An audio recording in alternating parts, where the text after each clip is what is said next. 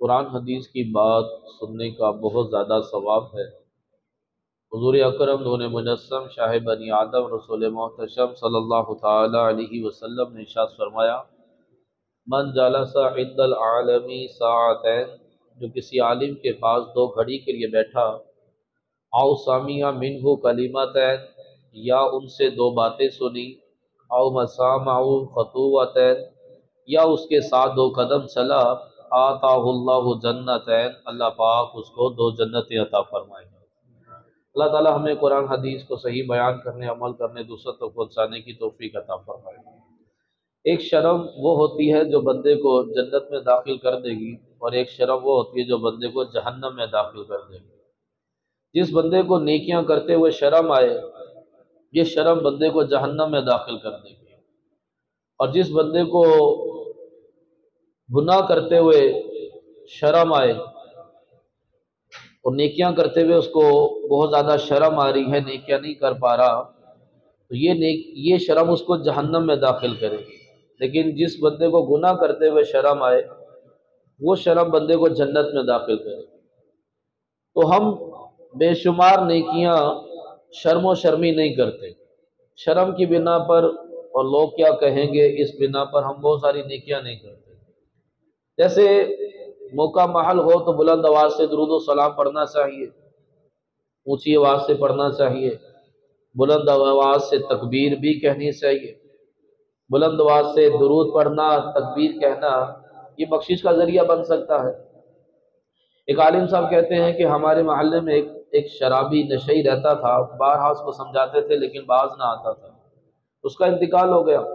انتقال کے بعد میں نے اس کو خواب میں جنتی لباس پہنے ہوئے جنت میں ٹہلتے ہوئے دیکھا۔ میں نے اس سے کہا کہ تم تو نشے کی حالت میں مرے تھے، کس عمل کے سبب جنت میں داخل ہوئے؟ وہ کہنے لگا کہ میں ایک علم کی مجلس میں گیا جہاں پر قرآن حدیث کی باتیں بیان کی جا رہی تھی، تو محدث صاحب نے کہا کہ جو حضور پر بلند آواز سے درود پڑھے گا اللہ پاک اسے بخش دے گا۔ تو محدث صاحب نے خود بھی بلند آواز سے درود پڑھنا شروع کر دیا۔ ان کی پیروی کرتے ہوئے میں نے بھی بلند آواز سے درود پڑھا، پھر وہاں پر جتنے لوگ جمع تھے سب نے بلند آواز سے درود و سلام پڑھنا شروع کر دیا، یوں وہ جگہ درود و سلام سے گونج پڑی۔ تو اللہ تبارک و تعالیٰ نے اس مجلس میں آئے ہوئے تمام لوگوں کو بخش دیا، چونکہ میں بھی اس مجلس میں تھا تو اللہ کریم نے میری بھی بخشش فرما دی۔ اعمال نہ دیکھے یہ دیکھا، محبوب کے کوچے کا ہے گدا، مولا نے مجھے یوں بخش دیا، سبحان اللہ سبحان اللہ۔ تو شرم کی بنا پر ہم اللہ پاک کا نام بھی بلند آواز سے نہیں لیتے۔ اب ہمارے اندر وہ جوش و جذبہ نہیں رہا کہ ہم بلند آواز سے اپنے رب کا نام لیں۔ اب جیسے کہ ایام تشریق 9 ذی الحجہ کو، 9 ذی الحجہ کی فجر سے لے کر 13 کی عصر تک ہر نماز کے بعد بلند آواز سے کہنا ہوتا ہے اللہ اکبر لا الہ الا اللہ واللہ اکبر وللہ الحمد، لیکن اس میں بھی آواز زیادہ نکل نہیں رہی ہوتی۔ پھر شرعی مسئلہ یہ ہے کہ جو نماز میں شامل ہوا جس کی 1 آدھ رکعت رہ گئی تھی، تو بقیہ لوگ تو سلام پھیرنے کے بعد یہ بلند آواز سے تکبیرات کہیں گے، لیکن جس کی تو 1 آدھ رکعت رہ گئی تھی وہ تو اپنی نماز مکمل کرے گا۔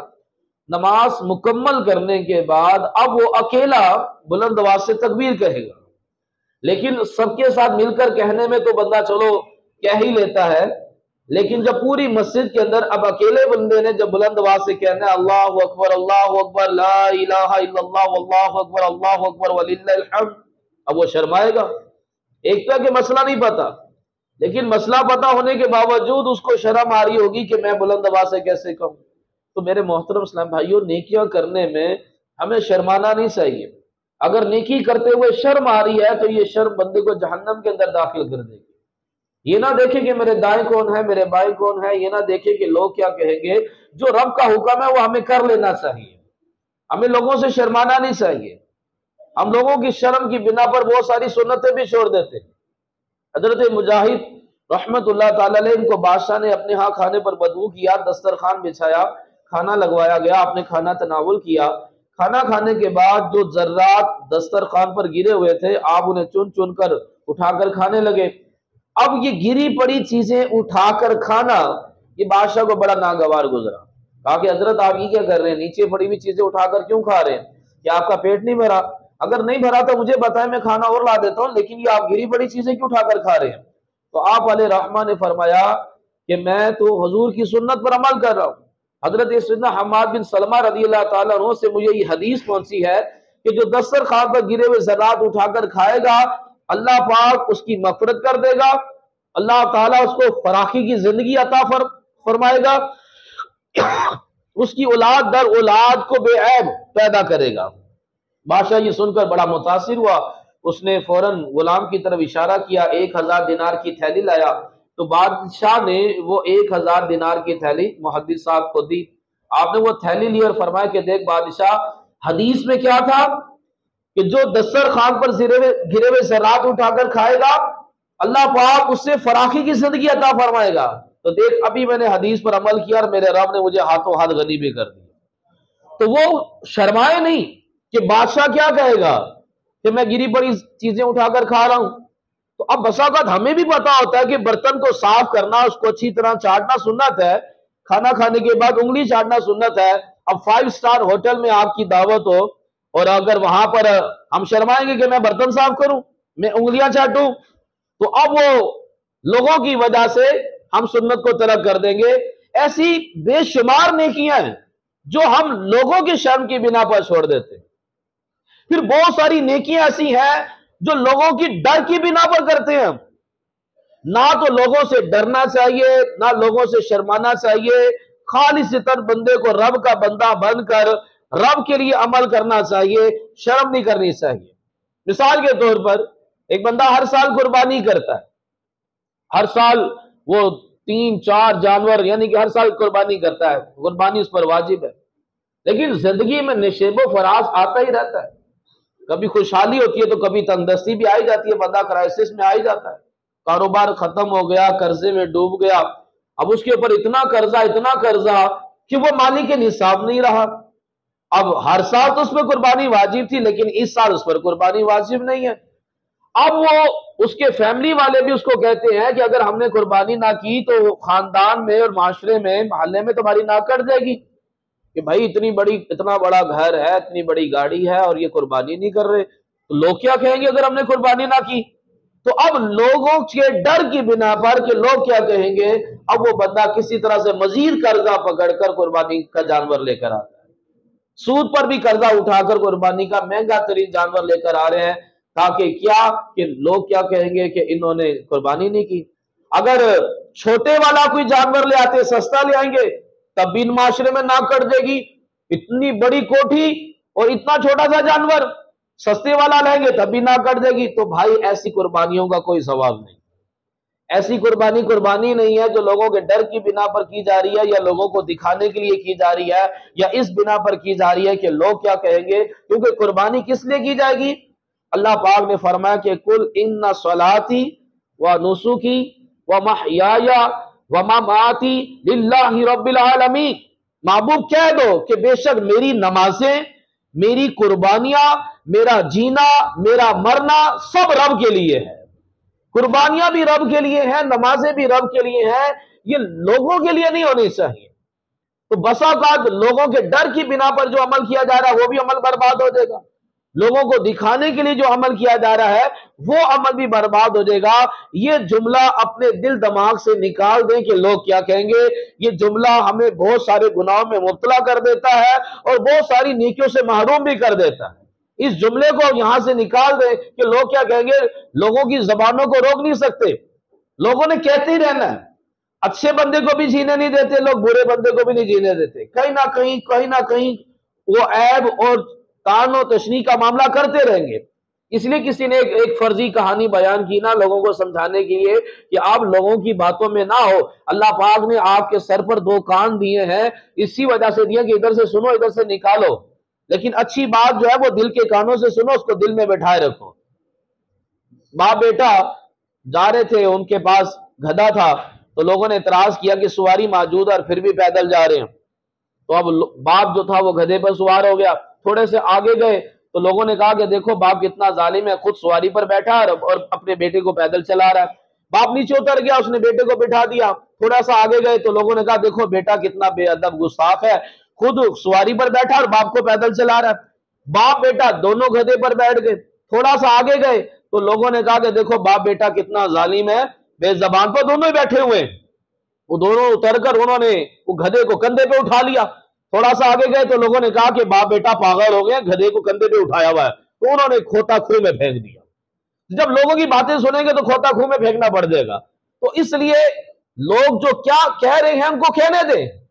उन्हें नहीं पता कि बाप किस वजह से बैठा, बेटा पैदल क्यों चल रहा है। लोगों को नहीं मालूम कि बेटा सवारी पर क्यों बैठा, बाप पैदल क्यों चल रहा है। उन्होंने बातें बनानी है। अगर आप कुर्बानी नहीं करेंगे तो लोग बातें बनाएंगे। उन्हें नहीं पता कि आपके हालात क्या चल रहे हैं। अगर आप सस्ता जानवर लाएंगे लोग बातें बनाएंगे। अगर किसी की हाँ हर साल आप गोश्त देते थे, इस साल गोश्त नहीं देंगे तो लोग बातें बनाएंगे।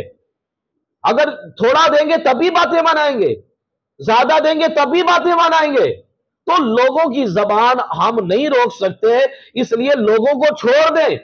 इसलिए कहा गया कि वह नुसू की मेरी कुर्बानियां रब के लिए। भले आप कुर्बानी सस्ती वाली करें या महंगी वाली करें, किसी को गोश्त ना दें, थोड़ा दें, ज्यादा दें, जो काम करना है वो रब को खुश करने के लिए करें। बंदों को खुश नहीं कर सकते, आवाम को आप खुश नहीं कर सकते। तो ये जो है ना, अगर कुर्बानी वाजिब नहीं है, या आप कुर्बानी तो वाजिब है लेकिन आप महंगा वाला जानवर नहीं ले सकते जो आप हर साल लेते हैं, तो बिला झिझक आप अगर किसी इज्तिमाई कुर्बानी में हिस्सा मिलाना चाहते हैं हिस्सा मिलाएं। अगर आप कुछ सस्ते वाला जानवर लेना चाहते हैं तो ले, लेकिन अल्लाह के लिए कहें। लोग जो बातें कर रहे हैं उस चीज की परवाह ना करें। कुर्बानी वाजिब होने की शराइत क्या है कि इसके 3 दिन हैं, 10, 11, 12, जुल्हिज्जा के 10, 11, 12, इन 3 दिन के अंदर जिसके अंदर जब शराइत पाई जाएंगी तो उस पर कुर्बानी वाजिब होगी। इसकी 4 शर्तें हैं: आकिल होना, बालिग होना, मालिक के निसाब होना और मुकीम होना। यानी कि मुसाफिर ना हो इन 3 दिनों में, मुकीम हो और मालिक के निसाब हो और आकिल हो और बालिग हो। यानी कि नाबालिग पर कुर्बानी वाजिब नहीं, जिसका ज़हनी तवाज़ुन खराब है, पागल है, उस पर भी कुर्बानी वाजिब नहीं, जो मालिक के निसाब नहीं है उस पर भी कुर्बानी वाजिब नहीं, और जो इन 3 दिनों में मुसाफिर है, सफर की हालत में है, जिसे शरी सफर कहते हैं 92 किलोमीटर, तो उस पर भी कुर्बानी वाजिब नहीं। तो कुर्बानी वाजिब होने के लिए 4 शर्तें हैं। मालिक के निसाब, मालिक के निसाब की इस वक्त जो रकम है वो 1,30,000 रुपए है। तो जो हाजत असलिया से जायद 1,30,000 रुपए रखता हो, या इतना ही उसके पास सोना हो या चांदी हो, या घर में हाजत से ज्यादा इतना सामान हो, या एक्स्ट्रा प्लॉट है, या उसका मकान एक्स्ट्रा है, तो उसको कुर्बानी करनी होगी। मसाइल ना जानने की बिना पर हम कुर्बानी जाया कर देते हैं कि एक जानवर ले आए जिस सब की तरफ से। भाई छोटा जानवर जो है, जो जैसे बकरा, बकरी वगैरह, दुम्बा, ये छोटा जानवर कहलाएगा। इसमें एक ही बंदे की कुर्बानी हो सकती है। इसमें अगर आप कहेंगे कि तो सबकी तरफ से, तो कुर्बानी किसी की भी नहीं हुई। ये सिर्फ आपको हलाल गोश्त तो मिल रहा है लेकिन कुर्बानी किसी की नहीं होगी। छोटे जानवर में एक कुर्बानी होगी। आप जो एक जानवर लाए हैं उसमें नियत करनी होगी कि घर के किस फर्द का वाजिब अदा किया जा रहा है। 2 बंदे छोटा जानवर अगर पैसे मिलाकर लेकर आते हैं तो जी हम दोनों की तरफ से, तब भी कुर्बानी नहीं होगी, क्योंकि छोटे जानवर में किसी एक बंदे की नियत करनी होगी। किसी एक बंदे को छोटे जानवर का मालिक बनाना होगा तो फिर एक बंदे की कुर्बानी होगी। अब घर के अंदर जितने भी बालिग मर्द और खवातीन हैं, कौन कौन मालिक के निसाब है, सब की अलग अलग से कुर्बानी होगी। ये देखना होगा कि हमारे घर में कितने अफराद बालिग हैं और वो मालिक के निसाब हैं, तो उनकी सबकी अलग अलग से कुर्बानी होगी। बड़े जानवर के 7 हिस्से होते हैं, उसमें आप 7 कुर्बानियां कर सकते हैं। बड़े जानवर में आप अकीका भी कर सकते हैं, अकीके की नियत से हिस्सा भी मिला सकते हैं। तो ये इसमें 7 चीज आ सकती हैं। फिर गोश्त के हवाले से हमारे यहाँ मशहूर यह है कि जी मुहर्रम में गोश्त खाना हराम है, ऐसा कुछ भी नहीं है। वो आप पूरा साल भले उसको आप फ्रीज में रखकर इस्तेमाल करें। शरीयत की तरफ से ऐसी कोई पाबंदी नहीं है कि मुहर्रम से पहले पहले खत्म कर लेना चाहिए। उसके 3 हिस्से होते हैं, मुस्तहब है, एक हिस्सा अपना, एक रिश्तेदारों का और एक फुकरा, गुराबा और मसाकीन का। लेकिन ये याद रखिएगा कि किसी भी काफिर को कुर्बानी का गोश्त देने की इजाजत नहीं है। जो सदका नाफिला होता है वो काफिर को दे सकते हैं, लेकिन जो सदका वाजिबा होता है वो काफिर को नहीं दे सकते। अगर पड़ोस में कोई काफिर है, ईसाई वगैरह हो, वो मुंह से मांगे भी तो भी उनको देने की इजाजत नहीं है। जानवरों को सजाना बिल्कुल जायज है, सजाया जा सकता है, लेकिन जो घुंघरू और घंटियां वगैरह होती हैं इसकी शरन इजाजत नहीं है। ये घुंघरू घंटियां वगैरह इस्लाम में इसका मना है। لیکن اس کی جائز ہونے کی صورت کیا ہے؟ اس کی جائز ہونے کی صورت یہ ہے کہ آپ گھنگرو گھنٹیاں اس لیے باندھ رہے ہیں کیونکہ بس اگر جانور تیز بھاگ رہا ہوتا ہے تو اس کی گھنگرو اور گھنٹی کی وجہ سے آگے والے کو پتا چل جائے کہ پیچھے جانور آ رہا ہے، کہیں نقصان نہ پہنچ جائے، تو تاکہ وہ سائڈ پر ہو جائے۔ اسی طرح سیکیورٹی کی بنا پر بھی آپ نے گھنگرو گھنٹیاں باندھی ہوئی ہیں، کوئی اس کو چوری کرنے لگے گا تو وہ اس کی گھنٹیوں کی آواز آنا شروع ہو جائے گی، جس کی اس نیت سے باندھا جا رہا ہے تو پھر بالکل جائز ہے، ورنہ جانور کو یہ گھنٹیاں اور گھنگرو باندھنے کی بالکل اجازت جو ہے وہ نہیں ہے۔ جانور جب خریدنے کے لیے جائیں تو اس کا ایک وظیفہ ہے، اگر آپ چاہتے ہیں کہ آپ کو اچھا جانور ملے اور آپ کی جو رینج میں ہے اس کے مطابق مل جائے تو بسم اللہ الرحمن الرحیم پڑھ کر جائیں۔ بسم اللہ الرحمن الرحیم پڑھتے رہیں تو انشاءاللہ آپ کو آپ کی پسند کا جانور ملے گا اور سستا ملے گا اور اچھا بھی ملے گا۔ نظر بد انسان کو بھی لگتی ہے، جانور کو بھی لگتی ہے، بچوں کو بھی لگ جاتی ہے۔ آپ جانور لے کر آئے، بڑا اچھا خوبصورت صحت مند لے کر آئے، پھر آپ نے اس کی تصویریں بنا کر اس کو اپلوڈ بھی کر دی اپنی آئی ڈیز پر، اب واٹس ایپ پر بھی ہر جگہ لگا دی۔ اب جس نے دیکھا، اب نظر بد تو لگ جاتی ہے، اپنی بھی لگ جاتی ہے، کسی کی بھی لگ جاتی ہے۔ نظر کی دو قسمیں ہوتی ہیں، ایک نظر بد ہوتی ہے، ایک نظر حسد ہوتی ہے، تو دونوں ہی خطرناک ہے، لیکن نظر حسد زیادہ خطرناک ہے، جادو سے بھی زیادہ خطرناک ہے۔ حضور نے فرمایا کہ نظر بد انسان کو قبر میں اور اونٹ کو دیگ میں اتار دیتی ہے، یعنی کہ ایک اونٹ بڑا صحت مند ہے، اس کو لگ گئی نظر، اب وہ اونٹ ہو گیا بیمار، کمزور پڑ گیا، اب یہاں تک کہ وہ قریب المرگ ہو گیا، تو اب مجبوراً جب جانور مرنے لگا تو اس پر چھری پھیرنی پڑتی ہے، تو مالک چھری پھیر دے گا اور اس کا گوشت دیگ میں آئے گا۔